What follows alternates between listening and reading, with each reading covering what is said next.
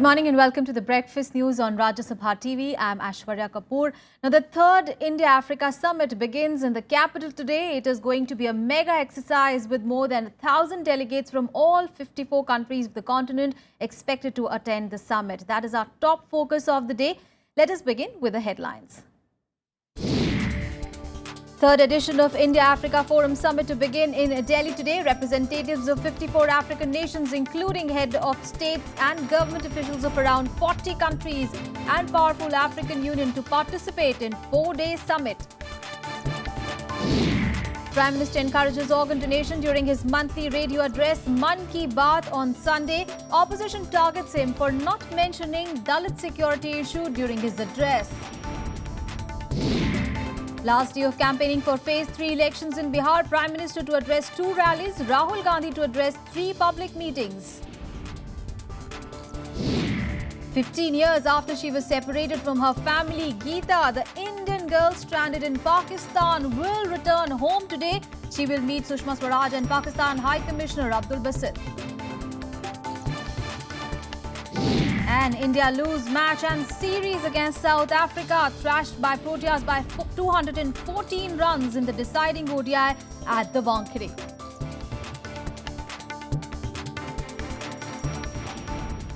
Well, the third India-Africa Summit starts in Delhi from today. The first day will see senior officials meeting their African counterparts from 54 countries. Now, Tuesday and Thursday will be devoted to interactions between various foreign ministers and the top political leadership. Africa, of course, has a special significance for India. As the world's second largest continent after Asia, it is not only home to 1 billion people, but also has abundant natural resources. Take a look. When it comes to improving economic relations with African nations, India finds itself falling behind China. The industry holds the government squarely responsible for the state of affairs. The Indian missions are very largely individual dependent. They are not dependent on a conscious, strong strategic policy unless it's a country which matters. India gives concessional credit to partner African countries for infrastructure development. In the last decade, credit worth $7 billion was dispersed to Indian companies. That is 70% of the total offered under this route. So that awareness about Africa outside Delhi has to be created, which has been the biggest challenge. So that comes with banking, and then eventually that, suppose if I want to tie up with partners to come with me on a project, even they will be risk averse. They'll give me tough terms and conditions. They'll say, no, we can only help you till here. Beyond that, you do it yourself. We've heard horror stories about Africa. So that lack of awareness is there about Africa, which needs to complete in India. The industry feels Prime Minister Narendra Modi has brought in dynamism in India's foreign policy. But shortcomings in follow-up indicates the bureaucracy needs to step up on implementation. Implementations of the lines of credit projects, there was a lot of delay. But with the creation of the DPA, that is Development Partnership Administration within the MEA, the LOC implementation has improved. Yes, if the Prime Minister has lots of ideas, the bureaucracy has to catch up and increase their speed in the implementation. India and Africa have huge overlaps, both in terms of resources and needs.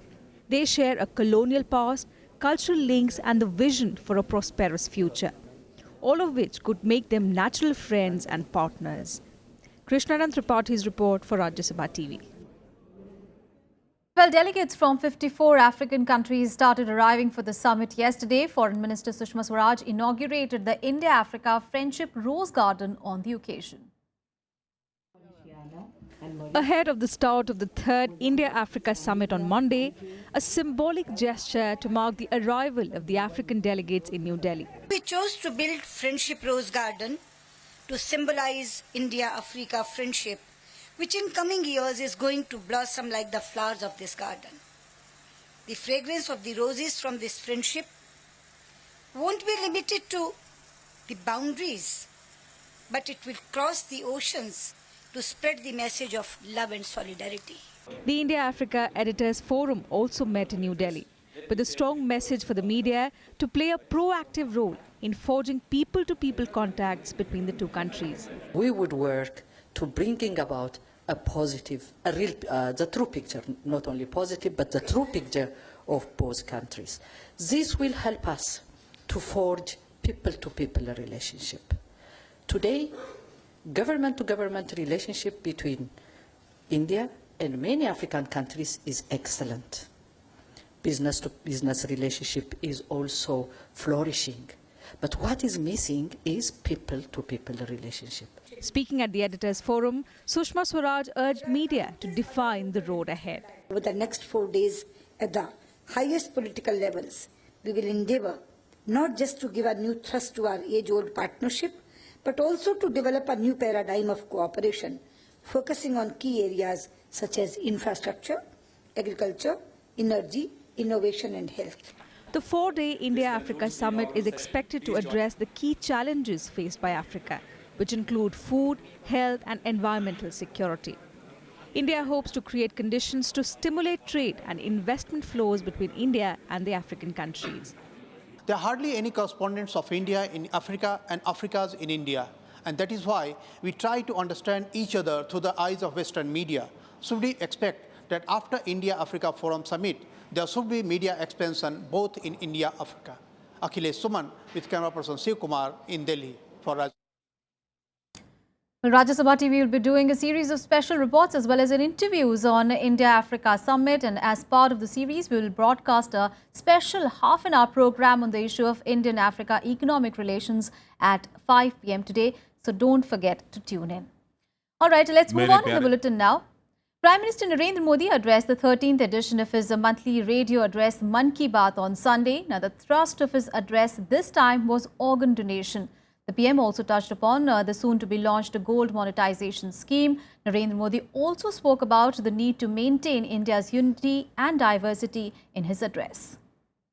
मेरे प्यारे देशवासियों, The main thrust of Prime Minister Narendra Modi's Mann Ki Baat on Sunday was organ donation. During the 13th edition of his monthly radio program, Modi encouraged people to take up the cause. देश में प्रति वर्ष 2.5 लाख से भी अधिक kidney, heart और liver donation की जरूरत है, लेकिन 125 करोड़ के देश में हमें सिर्फ 5,000 ट्रांसप्लांट को ही सफल कर पाते हैं।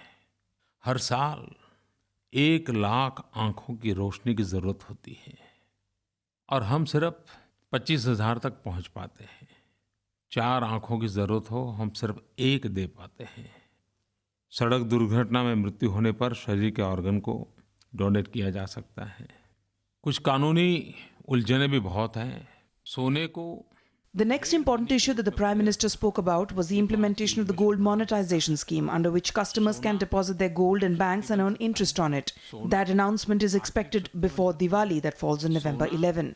सोना डेड मनी से एक जीवंत ताकत के रूप में परिवर्तित हो सकता है कि नहीं हो सकता है? बस यही तो काम हमें करना है। आप मुझे साथ दीजिए।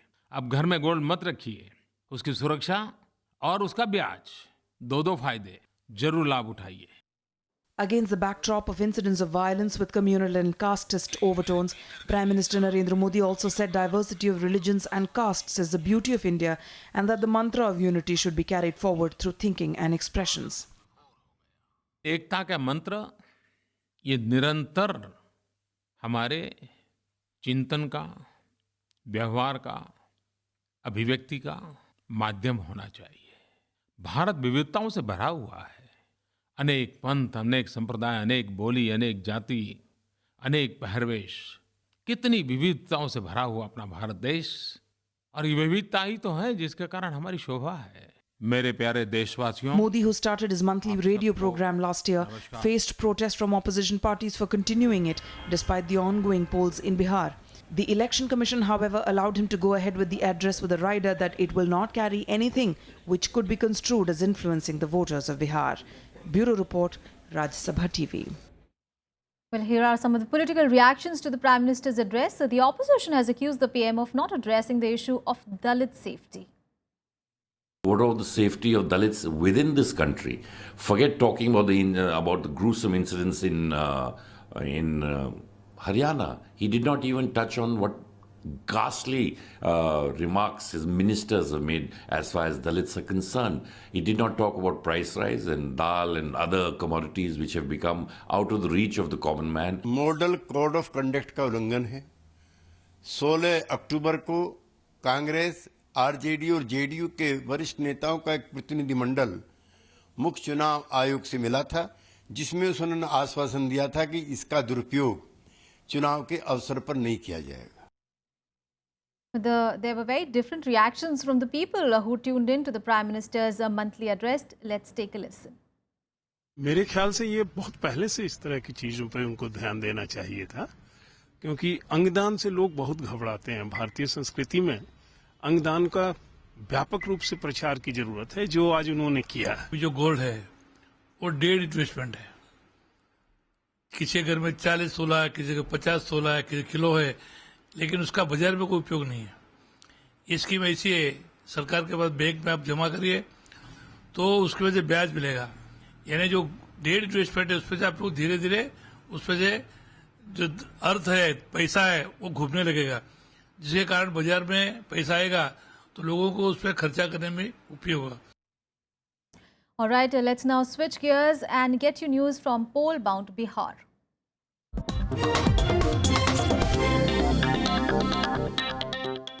Well, it is the last day of campaigning for Phase 3 of the Bihar polls. Campaigning ends at 5 in the evening. Remember, 50 constituencies in 6 districts will go to the polls in a third phase on 28th of October. Voting time in 40 seats is from 7 a.m. to 5 p.m. on Wednesday, while in 10 seats it will take place from 7 in the morning to 4 in the evening. Now, 808 candidates are in the fray in the third phase, including 71 women. Now, 14 seats in Patna, 10 in Saran, 8 in Vaishali, 7 each in Nalanda and Bhojpur, and 4 seats in Buxar will go to polls in the third phase. RJD President Lalu Prasad's two sons, Tej Pratap and Tejaswi Yadav's constituencies, Mahua and Raghopur, respectively, fall in the third phase. 81 seats went to the polls in the first two phases on 12th and 16th of October, and the fourth and fifth phases of polling takes place on 1st and 5th of November, respectively. Remember, counting of votes will take place on 8th of November. Now, the Prime Minister will be addressing two rallies today in Bihar. The first rally will be in Buxar at 10 in the morning, while the second will be in Siwan at 11:30 a.m. The two rallies come a day after his public addresses at Nitish Kumar and Lalu Yadav's home turfs. Remember, polling in Buxar will take place in the third phase on 28th of October, while Siwan goes to polls in the fourth phase on 1st of November. Well, post his Mann Ki Baat address on radio, Prime Minister Narendra Modi was heard in person at a series of venues in poll-bound Bihar on Sunday. Well, he took on the Grand Alliance leaders Nitish Kumar and Lalu Prasad in their home turfs at Nalanda and Chhapra. Listen in. After a brief gap, Prime Minister Narendra Modi was back in Bihar on Sunday, with 4 back-to-back rallies in Chhapra, Hajipur, Nalanda and Patna, and a 9-point vision for the state. Bharat का सदियों तक मार्गदर्शन करने वाली बिहार की धरती के लिए हमारा 3 सूत्री कार्यक्रम है। बिजली, पानी, सड़क। बिहार के युवकों को पढ़ाई, बिहार के युवकों को कमाई, बिहार के बुजुर्गों को दवाई। Reaching out to the backward classes, the Prime Minister made an attempt to clear the air on reservation. मैंने गरीबी देखी है, मैंने पिछड़ापन देखा है। इस परिस्थिति में कैसे गुजारा करना पड़ता है, इसके दर्द को मैं जी चुका हूं, और इसलिए उनकी रक्षा के लिए बाबा साहब आम्बेडकर ने जो दिया है, उसको कोई हाथ नहीं लगा सकता है। Sparing no punches, Modi targeted his political rivals, warning people against what he called the regressive agenda of Lalu Yadav and Nitish Kumar. ये 18वीं शताब्दी की सोच लेकर के 21वीं सदी का बिहार बनाया जा सकता है क्या? क्या जंतर मंतर से बिहार बनेगा क्या? ये क्या बर्बादी का चमन चल रहा है भाइयों बहनों? और इसलिए मैं आज आपके पास आया हूं, इसलिए मैं आज आपके पास आया मेरे भाइयों बहनों, बिहार को ये 18वीं शताब्दी की सोच से मुक्ति दिलानी है, आधुनिक दिशा में जाना है। हमें जंतर मंतर नहीं चाहिए, हमें तो कंप्यूटर चाहिए, कंप्यूटर चाहिए। With 17 rallies cutting across constituencies that go to polls in the next 3 phases, Modi is expected to energize the campaign for the BJP over the next 6 days. Prime Minister Narendra Modi came down heavily on his political opponents for deluding the voters and spreading rumours that the BJP plans to scrap the reservation policy. He was equally unsparing to Nitish Kumar and took jibe on him for meeting tantrics. Trying to drive home a point that the BJP is synonymous with development, he reiterated that the people of Bihar have to decide whether they want Jungle Raj or Vikas Raj. Reporting from Nalanda, with camera person Saroj, I am Kriti Mishra for Rajya Sabha Television. And Congress Vice President Rahul Gandhi will also hit the campaign trail in Bihar today. He will be addressing 3 rallies. All his rallies slated for the day are for places that go to polls in the 4th phase on 1st of November. Now, Rahul Gandhi will address rallies in Bagha in West Champaran at 11:45 a.m. That will be followed by a rally in R.A. Raj in East Champaran at 1:15 p.m. and the last one for the day in Righa in Sitamarhi at 2:45 p.m.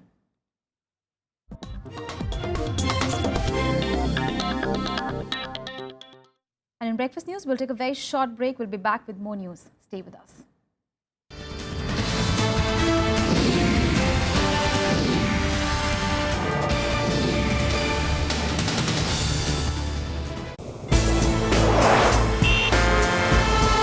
Tales that inspire, stories of social change. A salute to diversity, promoting public discourse. Events that motivate, inspiring the innovative spirit. Watch Rajya Sabha television documentaries every Friday at 10:30 p.m, Saturday 12:30 p.m and Sunday at 1 p.m.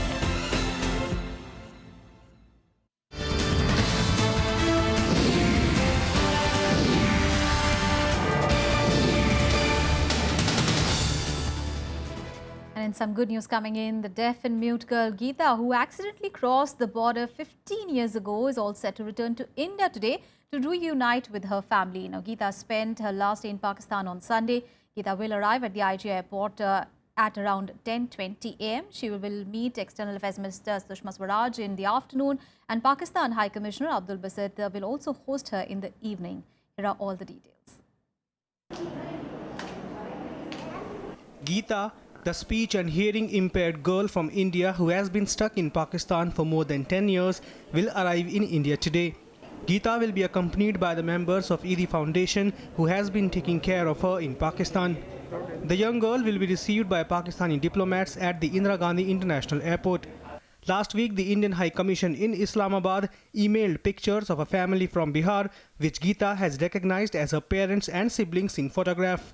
At least 4 families had come forward to claim Geeta as their child, but all of them has to undergo a DNA test before Geeta is handed over to them.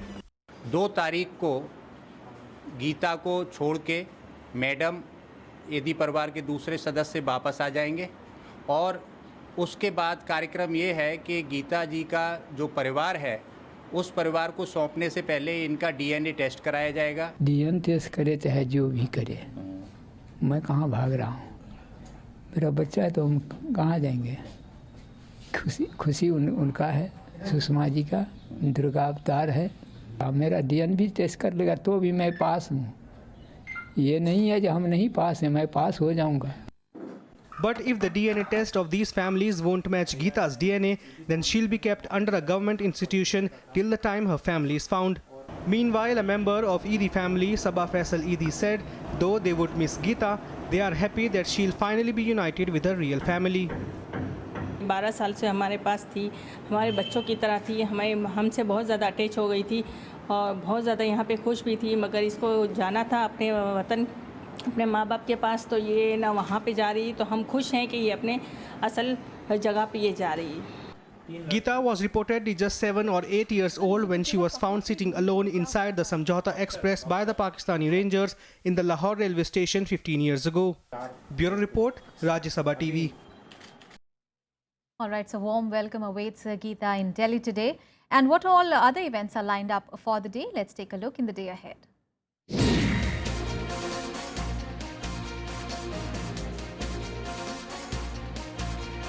Information and Broadcasting Minister Arun Jaitley will deliver the Sardar Patel Memorial Lecture today. In the program, he will present his views on whether it is possible to put reasonable restrictions on freedom of speech and expression given today's media landscape. The event is being organized by the All India Radio at the National Media Centre. AIR hosts the annual lecture as mark of respect to India's first Information and Broadcasting Minister, Sardar Patel. Bhutan Foreign Minister Damcho Dorji will meet External Affairs Minister Sushma Swaraj at Hyderabad House this evening for talks on issues of mutual interest to both the countries. On a week-long visit to India, Damcho Dorji attended the inaugural session of the 3rd International Damodama Conference held in Indore on Saturday. He also met with the MP Chief Minister Shivraj Singh Chauhan on the same day. He will depart for Bhutan on Wednesday. The test of the newly installed Tsunami Early Warning System siren will be conducted in Mumbai today. The siren and a digital electronic board is part of a system for issuing early warning in case of a tsunami threat in the Indian Ocean region. Now, once this test is successful, the siren will be connected to and remotely controlled by INFORCE Hyderabad and will operate in case of a possible tsunami threat in the local region. European Union Foreign Policy Chief Federica Mogherini will meet Palestinian President Mahmoud Abbas in Brussels today to discuss the recent flare-up in Israel-Palestine violence. The unrest erupted over a month over Jerusalem's most sensitive holy site. 10 Israelis have been killed by Palestinian assailants, mostly in knife attacks, while 50 Palestinians, including 26 labeled by Israel as attackers, have been killed by Israeli fire. Earlier on Saturday, US Secretary of State John Kerry had met Abbas and Jordan's King Abdullah in Amman. Indonesian President Joko Widodo will meet US President Barack Obama at the White House today. The talks are likely to focus on investment, trade and development of digital technology in Southeast Asia's largest economy. The issues of Indonesia's smog crisis and the country's controversial death penalty policies to women's rights are also likely to figure in the talks. Widodo will also meet with Microsoft, Facebook and Apple executives during a visit to Silicon Valley later in the week. And let's move on to the big international story. Well, the European Union leaders have agreed on a 17-point plan of action to tackle the spiraling migrant crisis. Now, this comes as most of the Balkan states closed their borders on migrants during the past few months. Now, under this new deal, 1 lakh spaces will be created in refugee welcome centres along the route from Greece towards Germany. Now, 10 EU and 3 non-EU states took part in the emergency meeting. However, the absence of Turkey at the summit has been questioned. Sufficient temporary accommodation must be ensured along the Western Balkans route. We will increase reception capacities to 100,000 places in Greece and in the Western Balkans. The European Union striking fresh agreements with the Balkan states on plans to manage flow of migrants through the Balkan Peninsula. Leaders agreed to create refugee welcome centers with 1 lakh new spaces. Nearly 50,000 places will be created in Greece and another 50,000 on the route through Balkan states like Macedonia and Serbia. The UN's refugee body will also provide 20,000 spaces in the same time. To safeguard Schengen, we also need to strengthen border management between Greece, the former ex-Yugoslavic Republic of Macedonia, Albania and Serbia, in cooperation with Frontex. In addition, we will deploy 400 police officers to Slovenia within a week. German Chancellor Angela Merkel said Europe should work together to tackle the crisis. However, Turkey abstained from the meeting in Brussels, raising questions on its commitment to resolve the crisis. Deutschland und Schweden und Niederlande gemeinsam sind nicht in der Lage, das alleine zu bewältigen. Wir brauchen den Schutz der EU-Außengrenzen. Wir brauchen die Verteilung in Europa. Wir brauchen diese funktionierenden Aufnahmezentren. Und das war es wert, zusammenzukommen. Und es wird es noch öfter wert sein müssen. Hungary had closed its border with Croatia during the last week, following which 58,000 fresh migrants arrived in Slovenia. Still, many people are waiting to get their clearances. Over 9,000 migrants arrived in Greece almost on every day during the last week, making it the highest rate so far this year. Here a report, Rajya Sabha TV. And former British Prime Minister Tony Blair apologized for mistakes made in the Iraq war in an interview to CNN on Sunday. Blair also acknowledged that the 2013 invasion of Iraq played a part in the rise of Islamic State militant group in the country. Blair was US President George Bush's most visible ally in the invasion of Iraq that brought both the leaders together, and they both justified the action by saying that it is stopping Saddam Hussein using weapons of mass destruction. However, he did not apologize for the entire toppling of the war after toppling of the regime. Now, since Hussein's fall, swathes of Iraq have been overrun by Islamic State extremists, and critics claim that it was US's decision to disband Saddam Hussein's army after the invasion that created a huge security vacuum exploited by Al-Qaeda, which was eventually replaced by Islamic State. Now, Blair's decision to send troops to back the US-led invasion is still a live political issue in Britain, where a 6-year public inquiry into the conflict is yet to publish its findings.